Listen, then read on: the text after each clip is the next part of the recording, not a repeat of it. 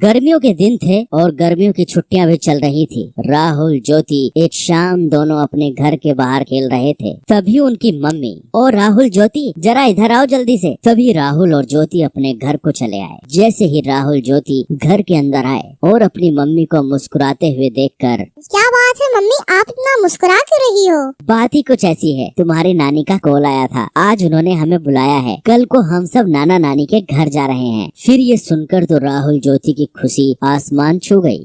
चलो पैकिंग शुरू कर देते हैं, नाना नानी के गांव चलते हैं और एंजॉय करते हैं।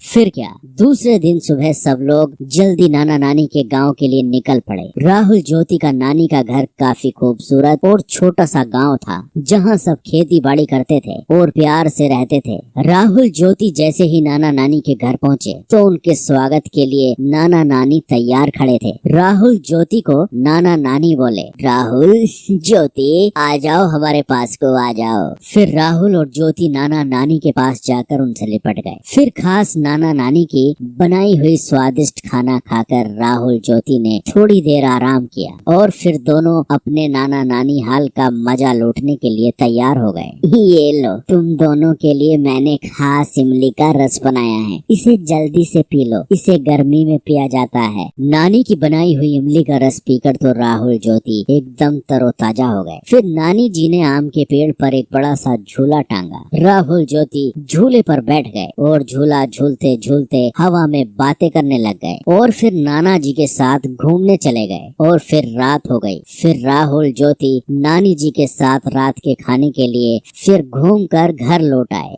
नानी जी, मैं आपके हाथों से खाऊंगा। नानी, मुझे भी खिलाओ ना। ये सुनकर नानी जी हंसने लगी।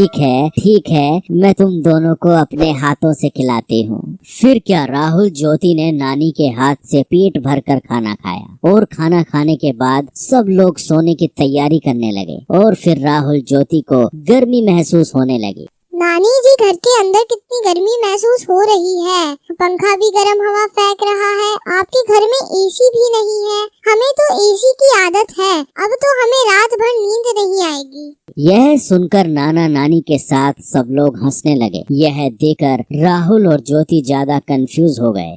आप सब हंस क्यों रहे हो? हमने कुछ गलत कह दिया क्या?